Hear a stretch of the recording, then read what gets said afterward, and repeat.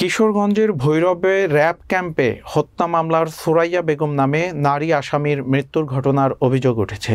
নিহত নারী ময়মনসিংহের নান্দাইল উপজেলার রুকনকান্দি গ্রামের আজিজুল হকের স্ত্রী। ভৈরব প্রতিনিধি জয়নাল আবেদিন রিটনের প্রতিবেদনে দেখুন বিস্তারিত।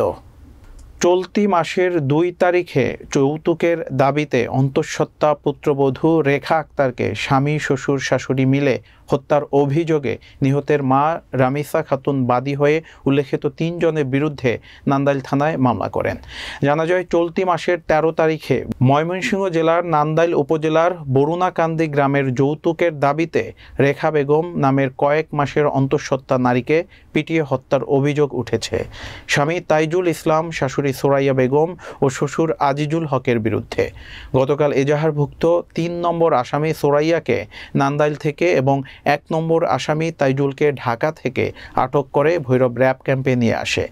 রাতে কোনো এক সময় সুরাইয়া বেগম অসুস্থ হয়ে পড়লে তাকে সকাল ৭টার দিকে উপজেলা স্বাস্থ্য কমপ্লেক্সে নিয়ে আসলে কর্তব্যরত চিকিৎসক তাকে মৃত ঘোষণা করেন। আজ সকাল ৭টার সময় উপজেলা স্বাস্থ্য কমপ্লেক্স ভৈরবের জরুরি বিভাগে একজন র্যাবের সদস্য একজন রোগী নিয়ে আসেন, সুরাইয়া নামে, ৫২ বছর বয়স।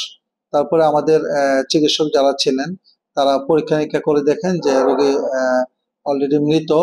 তাকে মৃত অবস্থায় আমাদের হাসপাতালে আনা হয়েছে এবং ইসিজির মাধ্যমে এটা কনফার্ম করা হয়েছে। পরবর্তীতে আমাদের অফিসার ইনচার্জ ভৈরব বরাবর আমরা একটা চিঠি দিয়েছি এবং এই চিঠির পরিপ্রেক্ষিতে এটা পরবর্তীতে সৌরত হালত এবং আমাদের কিশোরগঞ্জে পোস্টমর্টমের ব্যবস্থা করা হবে। এই ব্যাপারে কোম্পানি কমান্ডার ফাহিম ফয়সাল বলেন, ঊর্ধ্বতন কর্তৃপক্ষের অনুমতি ছাড়া কোনো কথা বলতে পারছি না।